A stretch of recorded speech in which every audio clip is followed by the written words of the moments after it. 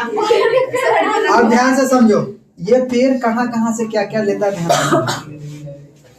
ये पेड़ मिट्टी से क्या क्या लेता है? जड़ के माध्यम से जल, मिट्टी, लवण, खनिज लवण, यानी अधिक खाद पानी। पत्ता में इसका क्या होता है? क्लोरोफिल, पूर्णहरित, पर्णहरित, वर्णहरित, इसको कहते हैं क्लोरोफिल। क्लोरोफिल, क्या कहते हैं?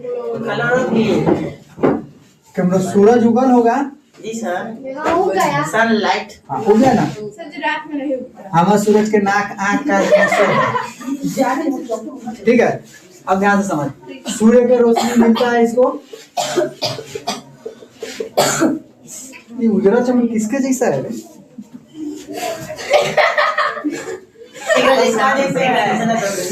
ये रहीमा जैसा।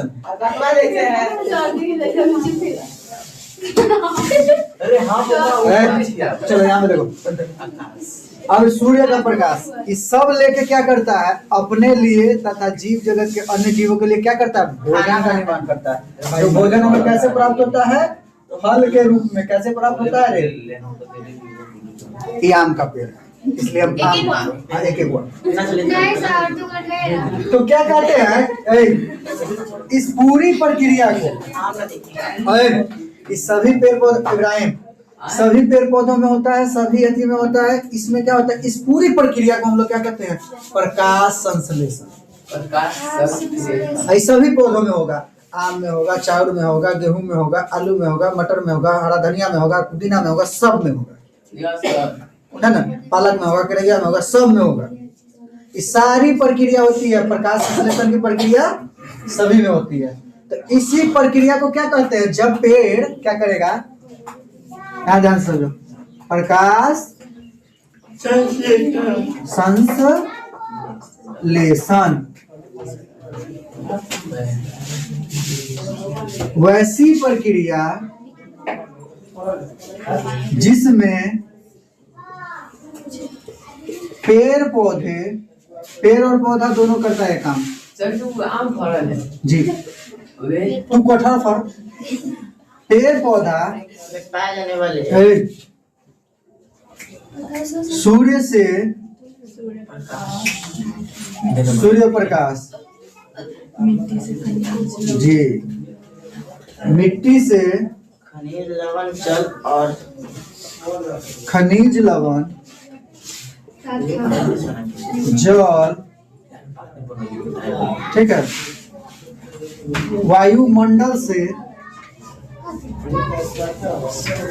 ऑक्सीजन और CO2, कार्बन डाइऑक्साइड लेता है। पेड़ पौधा क्या लेता है? CO2, carbon dioxide. हम लोग क्या लेते हैं? O2, oxygen. वायुमंडल से CO2 तथा पत्तियों से क्लोरोफिल, या उसको पर्णहरित भी कहते हैं, ठीक है। क्लोरोफिल लेकर भोजन का निर्माण करता है।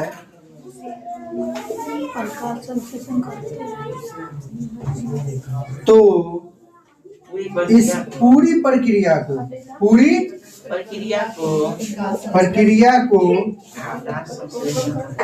प्रकाश संश्लेषण कहते हैं। संश्लेषण एक ऐसा शब्द है जिसमें तीनों शब्द आता है। मूर्धन्य दंती तलादेश, तीनों शब्द आता है। संश्लेषण कहते हैं। चित्र समझाने के लिए है ना। हाँ, इसका हम लोग अति कैसे लिखते हैं? रासायनिक सूत्र ध्यान से समझो। CO2 plus H2O। H2O किसका सूत्र होता है? पानी का, जल का। सूर्य प्रकाश, सूर्य प्रकाश, क्लोरोफिल क्या बनाता है? C6H12O6 प्लस O2 प्लस ऊर्जा निर्माण करता है। कौन ऊर्जा किस फॉर्म में रहता है रे? एटीपी। हाँ, ये कैसे? तो ये पूरा प्रक्रिया है किस चीज का? प्रकाश संश्लेषण का। इसको समझने में कोई दिक्कत? ना सर। एक बार दोबारा सभी साथ से बोलो तो हमारे साथ, उसके बाद लिखना। जब सूर्य के जब पेड़ पौधे सूर्य से सूर्य प्रकाश, वायुमंडल से कार्बन डाइऑक्साइड, मिट्टी से जल तथा खनिज लवण, पत्तियों से क्लोरोफिल लेकर भोजन का निर्माण करती है, तो इस पूरी प्रक्रिया को प्रकाश संश्लेषण कहते हैं। हाँ, अंग्रेजी में कहते हैं फोटोसिंथेसिस। फोटोसिंथेसिस।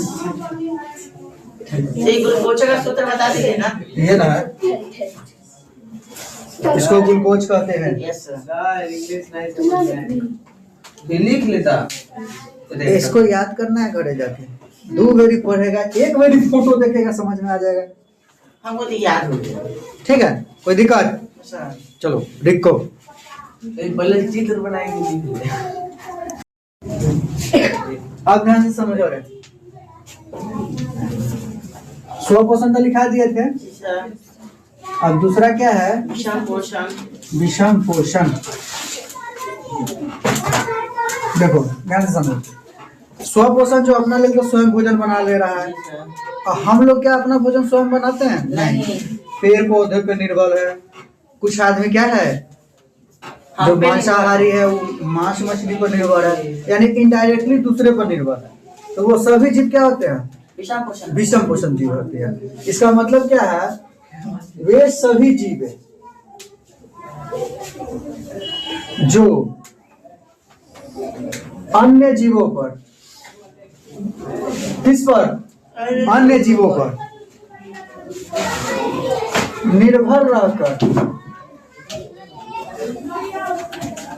अपना पोषण करता है।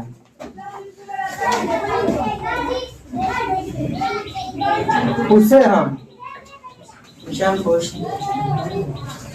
विषम पोषण कहते हैं।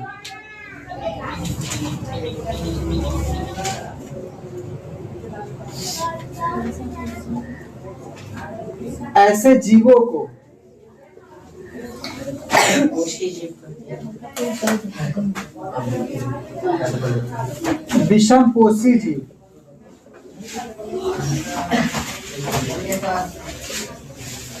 कहते हैं। कोई दिक्कत समझने में? ना सर। ए, हम सभी आदमी क्या करते हैं? दूसरे जीवों से अपना भोजन प्राप्त करते हैं, इसलिए हम सब क्या है? विषम पोषी है। पर छूट गया। कहाँ पर है? अन्य जीवों पर निर्भर।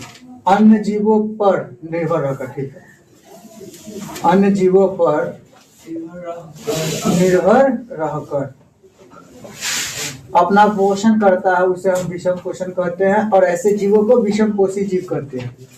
विषम पोषित 3 प्रकार का होगा। कितने प्रकार का? 3 प्रकार।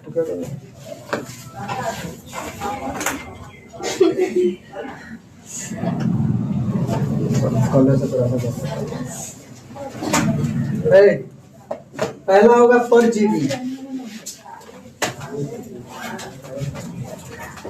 दूसरा प्राणी संपोषण। इसको हम लोग परपोषण भी कहते हैं। दूसरा प्राणी संपोषण। प्राणी संपोषण।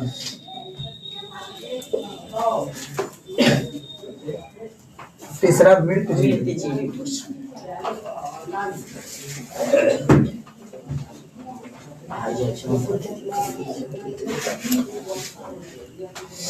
क्या पोषण होगा? विषम पोषण का एक प्रकार है परजीवी पोषण, प्राणी संपोषण, मृत जीवी पोषण। कोई दिक्कत? ना सर।